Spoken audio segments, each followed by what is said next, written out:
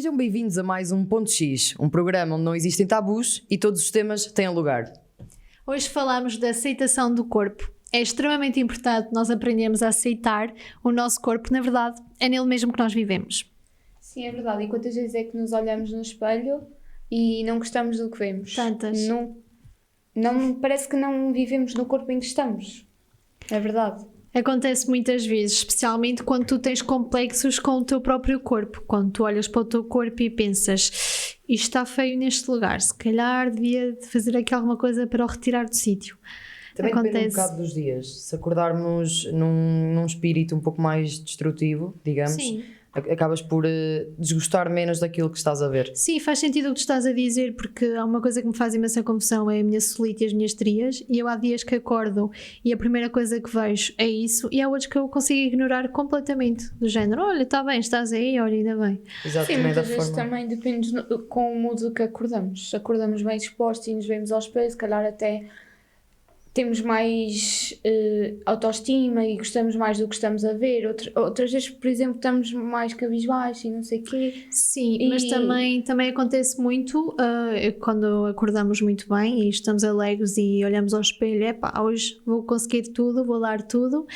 Depois sais à rua e encontras alguém ou uma figura que tu conheças ou os teus amigos, mesmo que fores às redes sociais, e começas-te a comparar com as outras pessoas, depois olhas novamente para ti e pensas, se calhar não estou assim tão bem. Pois, era isso que eu ia dizer, tu nem precisas de sair de casa para a certo momento já mudares a tua ideia e achares, ok, eu não estou assim tão bem, não gosto assim tanto do que estou a ver, porque realmente redes sociais, Exato. as pessoas A força de uma comparam-se, imagem. exatamente, e ainda por cima vivemos para as imagens.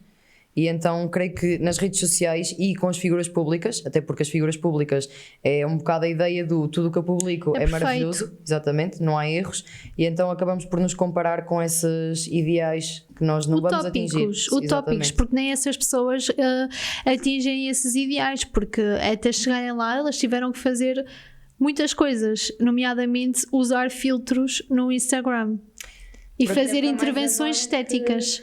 Que está a chegar o verão e elas aparecem todas barriga lisinha, tudo a treinar, tudo a comer saudável para terem os corpos perfeitos para o verão. Vamos ao Instagram, deslizamos o feed e o que é que nós começamos a achar? Aí também devia estar assim. Sim, e às vezes às vezes chegas mesmo a ver e a perceber que aquela pessoa, e às vezes as pessoas dizem-te mesmo que fizeram aquele tipo de intervenção estética e tu pensas, mas tu estás tão perfeita assim, se calhar eu também deveria fazer. E é assim que muitas das vezes nasce o nosso sentimento e a nossa visão do género, não gosto disto, mas o nariz dela é perfeito, se calhar eu deveria fazer uma intervenção estética para melhorar o meu nariz, para ver se eu fico mais bonita. Ou seja, eu não aceito o meu corpo, eu quero fazer uma intervenção estética para eu olhar para mim e para me achar mais bonita. Sim, a realidade é que por vezes as pessoas nas redes sociais acabam por partilhar, fiz esta intervenção, fiz aquela, fiz isto que nem dói nada e nem é uma real intervenção estética, só, sei lá, por exemplo, o Botox, as pessoas acabam por normalizar o Botox, mas nós olhamos para aquilo e pensamos, ok, eu posso fazer isto, não é assim tão longínquo de mim. E talvez as cirurgias plásticas são um pau de dois bicos, porque lá está, há pessoas que fazem cirurgias plásticas porque, sei lá, tiveram um acidente e não estão simplesmente capazes de lidar consigo próprios, mas depois há outras pessoas em que realmente é só, tenho o meu nariz que até é estético, exatamente. E Sim, mas não só. Eu, por exemplo, já pensei montes de vezes em fazer uma intervenção estética e não é só porque, olha, aquela também fez, ou quero chegar à perfeição. Não, é porque se calhar não me sinto bem com uma determinada parte do meu corpo e quero deixar de ter certos complexos. sim, só também, isso. aliás, a meu ver, esta questão de gostava de fazer uma cirurgia estética porque não estou a gostar de algo em específico, no fundo é uma parte para a aceitação do corpo. Sim, e, É um caminho. outra coisa que nem tem tanto a ver com as intervenções estéticas é que tu agora fazes uma intervenção estética para te sentires validada e para te sentires bem, mas quando éramos mais novos, quando o teu corpo começou a desenvolver e começou a chamar a atenção, digamos assim, Vocês não se sentiram um bocado embaraçadas? Não se sentiram que foi muito embaraçoso Mais e tentaram esconder? E agora tentamos mostrar. Eu acho que tu, Marta, viveste ao contrário de mim, porque eu comecei a olhar para as minhas amigas, percebes? Porque eu desenvolvi mais tarde. E então, eu desenvolvi muito cedo. Pois, é isso, ao contrário então de mim. Então eu tentava... Quando comecei a desenvolver, mesmo quando as minhas maminhas começaram a crescer e assim, começaram a crescer muito cedo e rápido, e eu na altura achava muita graça e não sei o quê, mas depois quando eu começava a ouvir os comentários dos rapazinhos lá na escola, eu pensava, se calhar é melhor tapar-me, um bocado envergonhoso estar aqui a achar-me que sou mulher, só porque já comecei assim, que já começaram a crescer as maminhas, se calhar é melhor tapar. E agora nós pensamos em fazer intervenções estéticas porque queremos mostrar. E porque queremos estar bem. E muitas vezes eu lembro na natação, por exemplo, usar o fato de banho era uma coisa do outro mundo. Eu às vezes chegava a ir até à piscina antes de entrar com a toalhinha e depois é que largava a toalha e deixava lá e ia tranquila, porque sempre foi, não digo complexo, mas vergonha por causa dos rapazes e tudo mais estarem a olhar de nós ali de fato de banho. Sim, mas acho que por acaso isso é habitual entre crianças, digamos. Sim. Até porque lá está, aquelas boquinhas dos rapazes e até as raparigas também começam a querer brincar e não sei o quê e mandam muitas boquinhas também, não é? Também não é só os rapazes. Claro, sim. Mas acho realmente que esta questão do crescimento, do desenvolvimento, tem estas duas fases, que é, das duas uma, ou as pessoas começam a desenvolver-se muito e começam por vezes, como tu, a ficar com vergonha por causa dos comentários, ou então desenvolvem-se pouco e têm pouca aceitação do próprio corpo porque veem as colegas a desenvolver-se. E comparam-se e ficam com vergonha. Exatamente, a nossa comparação vem desde sempre. Sim, desde que somos crianças começamos a comparar logo desde cedo com a pessoa que nós temos ao nosso lado na carteira na escola. Começou desde cedo, eu comparo-me a outras pessoas desde que me lembro que sou gente, e se isso contribui para me aceitar, não. Porque eu quando olho para as outras pessoas, eu olho para as perfeições dela, não para as imperfeições, mas quando olho para mim, olho para as imperfeições. E se calhar é isso mesmo que não leva à aceitação do corpo. Então e agora, antes de passarmos ao ponto de resposta, uma perguntinha muito rápida para vocês as duas. Aceitam o vosso corpo? Pergunta chata. E difícil mas de responder. Um bocado difícil de responder, sim. Opa, há dias. Há outros dias que nem por isso. Tipo, risinho. Nem sempre. Risinho nervoso? Nem sempre. E tu, Juliana? Neste momento, sim. Aceito. Neste momento, não. Vamos então agora passar ao nosso ponto de resposta, que hoje contamos com a presença da Sofia Tavares, a criadora dos Fazedores de Líderes. Hoje temos connosco a criadora de Fazedores de Líderes, Sofia Tavares. Obrigada. Obrigada por ter aceito. E a Sofia vai nos responder, vai nos tirar algumas dúvidas que nós temos quanto a este assunto, aqui no ponto de resposta. Bem, quanto à questão da aceitação do corpo, nós fizemos uma recolha de algumas informações através das nossas Instagram. E percebemos que a maior parte das pessoas gostam do seu próprio corpo. No entanto, também a maior parte das pessoas pretendem fazer alterações no próprio corpo e têm complexos e comparam o corpo com outras pessoas. Portanto, como assim? Como é que resolvemos os complexos que as pessoas têm com o próprio corpo? Não é um problema fácil de resolver, não é? Até porque os complexos são diversos e variam em função das circunstâncias também, não é? E tem muito a ver com o equilíbrio emocional em que a pessoa se encontra e, obviamente, o grupo de referência dessa pessoa. O que é que os pares têm como ideal de imagem, têm como ideal de corpo e, obviamente, nós acabamos, por muito que estejamos satisfeitos com a nossa imagem, acabamos sempre por ser suscetíveis às pressões e às influências externas. De facto, nós vivemos um período de culto de imagem, se calhar só semelhante ao culto da antiguidade clássica da imagem, não é? Da antiga Grécia e da antiga Roma, em que o corpo tem um papel fundamental hoje em dia e, portanto, as pessoas começaram a olhar para o corpo de uma forma diferente. O corpo é um cartão de visita, a imagem é um cartão de visita, não é? Aquilo que nos afirma ou aquilo que de alguma maneira nos afasta de determinados contextos. E, portanto, faz todo sentido que, enfim, tenhamos uma preocupação com a nossa imagem. É obviamente complicado quando essa preocupação se torna uma obsessão e de facto deixamos de olhar para as características que são características singulares e que de facto nos distinguem dos outros para querermos, no fundo, ter uma atitude normativa. Eu tenho de ser como o meu grupo, tenho de ser como a minha referência, não é? A exposição das redes sociais acaba por, no fundo, acelerar este processo e torná-lo mais visível, não é? Porque a cada post, a cada story, nós temos a validação da nossa imagem no momento e a validação da nossa imagem mais permanente, não é? Daquilo que somos como pessoas. E, portanto, há essa pressão constante. Essa era uma das perguntas que também... perguntas. Nós sabemos... É visível que nós cada vez mais vivemos num mundo de imagens, cada vez mais o culto da imagem, vivenciamos o culto da imagem. A imagem do outro, qual é a força que a imagem do outro consegue ter em nós que nos vai influenciar a deixar de gostar de nós para passar a cultivar e a querermos ser o outro? Depende, pode ser terrível. Pode ser absolutamente avassaladora e tem muito a ver com o autoconhecimento e a forma como eu me relaciono comigo.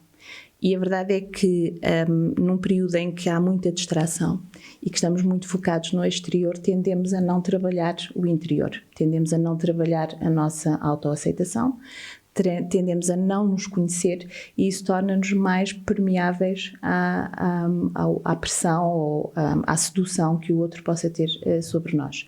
É claro que todos temos referências, não é? Todos temos pessoas que admiramos pela sua imagem exterior, pela sua imagem intelectual, pela sua imagem emocional e que de alguma maneira nos ajuda a construir a nossa própria imagem. E não há mal nenhum nisso. A verdade é que quando as referências são boas, nós entramos num processo de desenvolvimento positivo. Óbvio que quando se torna uma obsessão, entramos num processo destrutivo, não é? E falava-se há pouco da cirurgia plástica, da cirurgia cosmética e de facto tem tido um aumento absolutamente imprevisível, eu diria, há uns anos, porque depois, como percebemos que conseguimos corrigir, conseguimos mudar, tomamos as decisões um pouco sem acautelar a consequência. E isso também nos leva a uma outra faceta deste assunto que tem a ver com o poder que sentimos quando manipulamos. E a manipulação pode ser uma manipulação emocional, aquela que exercemos sobre nós próprios e sobre os outros, mas também esta possibilidade de manipularmos o próprio corpo e nos tornarmos uma outra persona, uma outra personagem na história que estamos a criar, não é? Isso de facto é um poder extraordinário, mas enfim, como todos os poderes, tem de vir associado a uma enorme responsabilidade também, não é? De não fazermos escolhas para as quais nós estejamos preparados e que depois nós estejamos capazes de lidar com as consequências dessas escolhas. Tínhamos falado sobre as operações estéticas, que era um assunto também que nós queríamos abordar, e atualmente as pessoas fazem operações estéticas para mudar pequenos detalhes ou para aprender a gostar daquilo, ou seja, querem aprender a gostar daquilo que têm com pequenas alterações ou querem simplesmente sujeitar-se a um estereótipo e a uma visualização do corpo que querem ter. Como é que estas operações plásticas influenciam como as pessoas se veem? Eu diria que temos várias razões que levam a uma cirurgia plástica. E a cirurgia plástica é válida desde que traga de facto um conforto e uma qualidade de vida a quem a faz. Nós vemos desde pessoas que querem tornar-se bonecos, não é? Os famosos seguidores do Ken e da Barbie que fazem operações plásticas até ficarem como aquele seu ideal de beleza, que é caricato, porque nem sequer é um ideal humano, é um ideal artificial, não é? É um boneco, na verdade, mas que ditou uma tendência de comportamento e de imagem que faz com que haja quem queira tornar-se um Ken vivo, uma Barbie viva. É claro que isso são os extremos, não é? São os extremos que, eu diria, não encontram uma justificação lógica para essas mudanças. A cirurgia plástica, eu acho que ela é válida, é um recurso muito importante que temos ao nosso dispor. É de facto uma das maravilhas dos tempos modernos, porque por um lado permitem-nos fazer isso que dizia, não é? Limar determinadas arestas, determinadas questões que de facto têm um impacto muito negativo na forma como nós nos vemos, não é? E que, porque a nossa autoimagem não é a que nos faz sentir bem, tem um impacto direto na nossa autoestima e, portanto, nós vivemos mal, não vivemos bem connosco. E, portanto, aí são válidos, não é? São alterações válidas. Obviamente que a cirurgia estética hoje também já está a ser mais utilizada pelos homens, mas inicialmente era uma opção feminina, não é? Porque de facto o corpo da mulher, à medida que o tempo vai passando, fica sujeito a muitas tensões e a muitas memórias, não é? Falar, por exemplo, da maternidade, de um parto, de uma amamentação, tem um impacto muito grande numa mulher que era de uma determinada maneira, tinha uma determinada imagem e depois, passado aquele período, fica com uma imagem completamente diferente. E aí é muito válido que a cirurgia estética esteja ao dispor da correção da imagem para que eu viva melhor com isso. Como em tudo, não é? Quando são opções que não estão diretamente relacionadas com a forma como eu me sinto, mas com a forma como eu suponho que os outros se sentem, aí perdem um pouco do seu objetivo primordial, que era nós de facto termos esta oportunidade de corrigir ou, enfim, situações de nascença, situações de acidente, situações que ao longo da vida nos fazem viver pior connosco.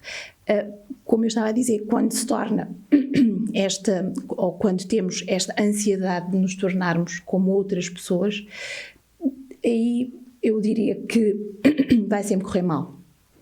Vai sempre correr mal porque nós não somos as outras pessoas, não é? E a imagem tem sempre por trás um enchimento, por assim dizer, usar aqui uma imagem, não é?